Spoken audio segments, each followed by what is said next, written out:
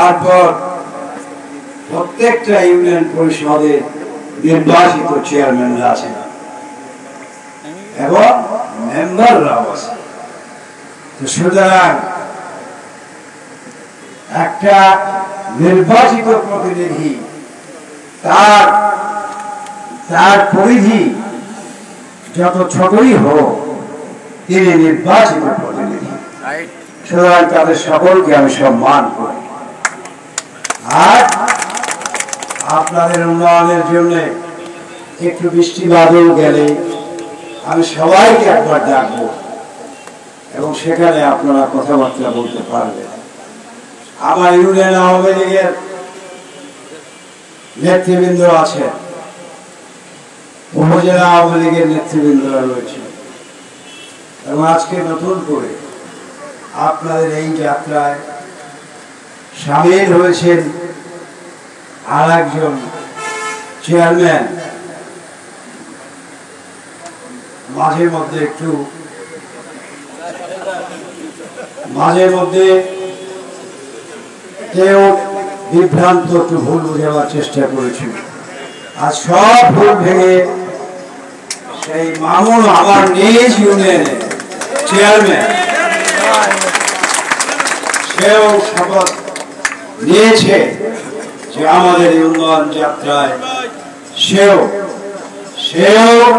সামিল থাকবে এবং সকলকে নিয়ে তারা কাজ করবে। মুক্তিযোদ্ধাদের কথা তো বড় ভাই, কারণ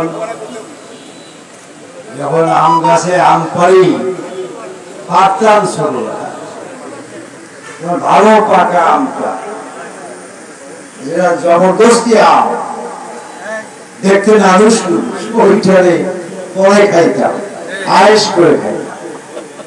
মুক্তিযুদ্ধের গুরুত্বপূর্ণ ব্যাপার, এদের কথা পরে বলাই ভালো।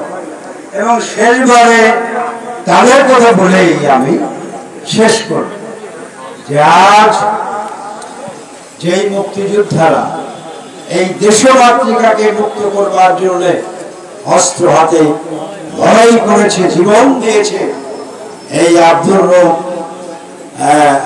রব বীর শ্রেষ্ঠ। আর তারই প্রধান অনুসরণ করে এই ডুমাইন, আটপাড়া, কামারখালীতে অনেক মুক্তিযোদ্ধা ভাইয়েরা আজকের এই সভায় উপস্থিত হয়েছে। তাদেরকে আমি ধন্যবাদ জানাই এবং আপনারা যেই বীরের স্বাক্ষর রেখেছেন মহান মুক্তিযুদ্ধে, আপনাদের কখনো কোনোদিন ক্ষয় নাই, আপনাদের ক্ষয় হতে পারে না। ইনশাআল্লাহ আমি একজন মুক্তিযোদ্ধা হিসেবে আপনাদের পাশে আছি, আপনাদের পাশে থাকবো। দেখেন আল্লাহর কি খেলা, যখন কামারখালীর দিকে আসতেছিলাম বড় বড় ফুটা ফুটা বৃষ্টি, আমি আমার ড্রাইভার আর গাড়ির মধ্যে দুইজন ছিল, একজন পুলিশের লোক আর একজন আমার সহকর্মী। তোরা মনটা খিসখিস করতেছে, আকাশে মেঘ, বৃষ্টি করতেছে, কি করা যায়? যা, আমি আল্লাহ বলি আব্দুর রহমান বলতেছি।